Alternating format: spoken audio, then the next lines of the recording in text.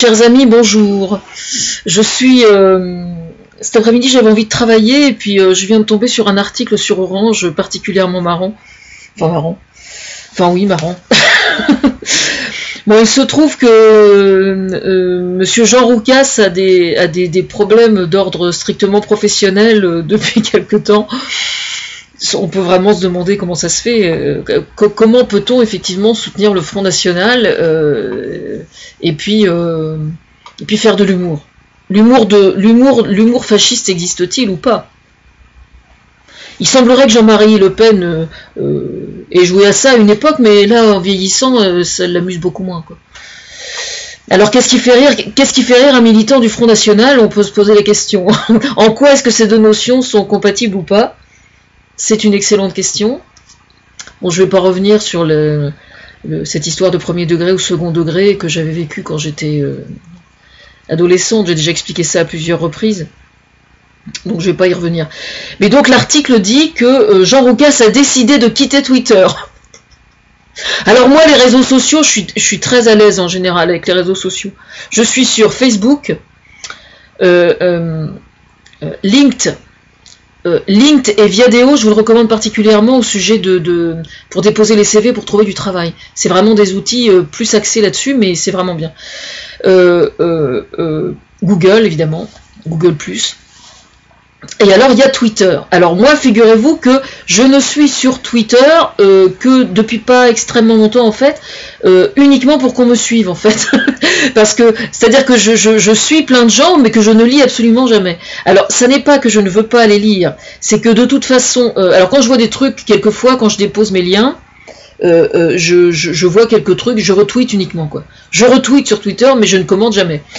Si je ne commente pas ce qui est sur Twitter, ça n'est pas que j'ai quelque chose contre Twitter, mais juste qu'il y a 140 caractères, et que bavarde comme je suis, moi, quand je m'exprime, j'aime bien mettre un sujet, un verbe, un complément, et faire des phrases, et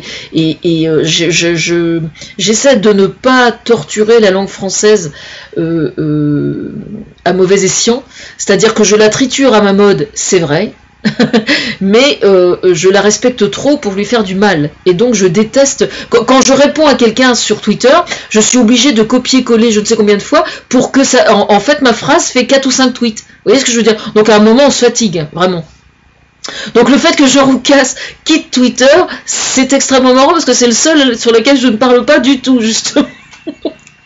Ce que je trouve super marrant. Alors, dans l'article, en fait, il raconte tout un tas de conneries, quoi, évidemment. Alors, il accuse le PS de trucs complètement, en fait.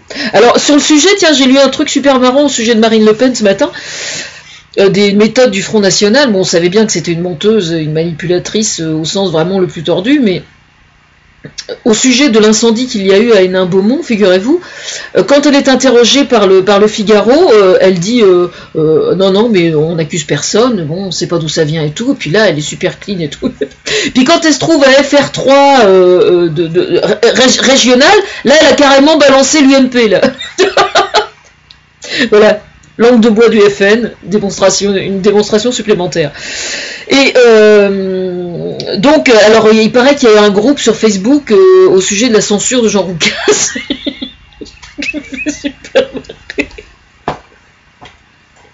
Alors, il faut savoir que la censure, ça n'existe pas, hein, quand même. Hein. Bon, qu'on utilise la formule censure médiatique, ça, je peux l'admettre, effectivement. Pour peu que moi, je m'en sois mêlé en plus.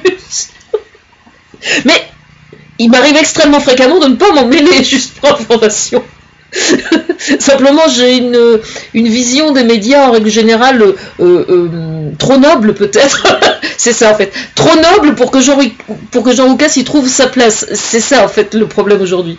Et donc, sans que je dise quoi que ce soit, si le fait qu'il y ait plein de gens qui n'aient pas envie de le recevoir ou de bosser avec lui, il a qu'à juste se regarder le nombril et puis comprendre, quoi, voilà.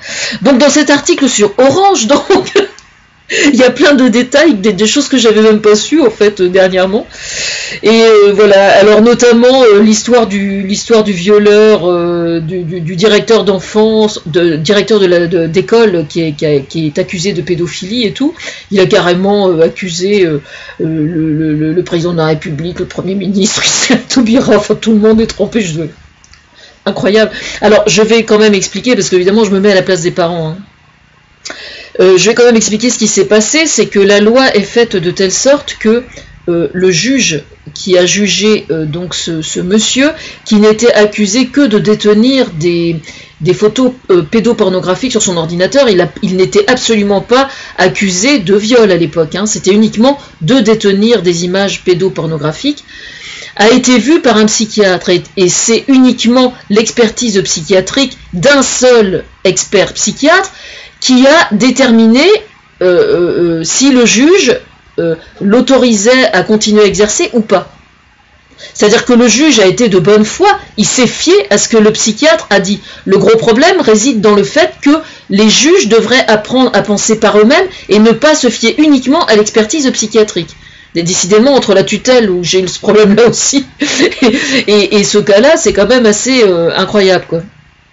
Quand un patient est susceptible comment dire, d'être expertisé selon une certaine pathologie ou selon un certain profil, moi, ça fait des années que je demande qu'il y ait 3 psychiatres qui voient le patient, et que ce soit la synthèse des 3 qui fasse vraiment loi, en fait. C'est vraiment important, parce que même quand il s'agit d'un patient qui est schizophrène, par exemple, c'est pas du tout évident que les 3 psychiatres donnent la même comment dire, jugent le patient de la même façon, quoi. Et je pense qu'il ne faut pas qu'il soit vu par les 3 psychiatres en même temps, surtout pas, parce que imaginez si vous avez affaire à un manipulateur en plus. Je vous explique pas les catastrophes, quoi. Oui, parce qu'un pervers manipulateur est capable de manipuler le psychiatre aussi, hein. Bah oui. Hein. Donc il faut qu'il soit vu indépendamment par les 3, et qu'ensuite, en concertation, ça donne une expertise. Vous voyez, là déjà, ça tient la route, un peu plus. Et puis c'est moins lourd à porter au niveau responsabilité, si jamais, malgré ça, malgré la compétence et l'efficacité des psychiatres, il y a une expertise psychiatrique qui est à remettre en cause. Ce qui peut arriver, hein. On peut être un excellent psychiatre et puis se planter dans l'expertise. Hein. Enfin, ça va, j'en ris. Mais qu'est-ce que je voulais dire d'autre? Donc oui, ce problème-là, bon, j'ai rédigé un article quand même assez complet sur le sujet il y a quelques jours. Je vais revenir sur ce cas-là en particulier à l'intention des parents au sujet des enfants. Mais comme ça n'est vraiment pas drôle, je ne vais pas mettre ça dans cette vidéo, j'y reviendrai plus tard. Non, je suis au sujet de l'humour et de Jean Roucas. Là, je vais essayer de me concentrer sur ce qui me préoccupe terriblement, parce que c'est vrai que c'est quand même un sacré problème de savoir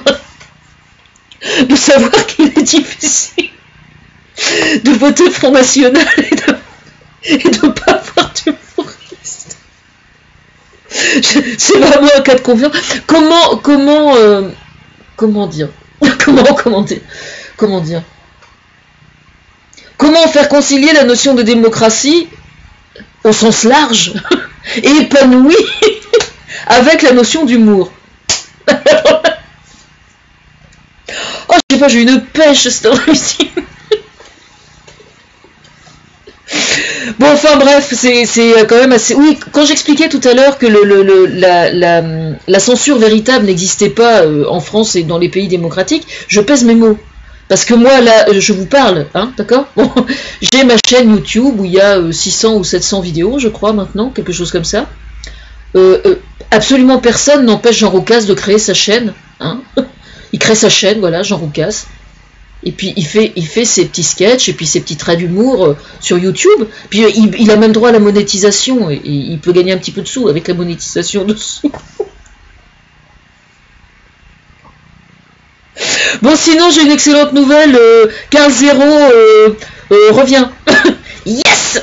Si jamais il veut m'embaucher, je suis libre. Il n'y a pas de souci. Sinon c'est un bon jour, hein, pour lundi. Oh putain, je suis contente moi.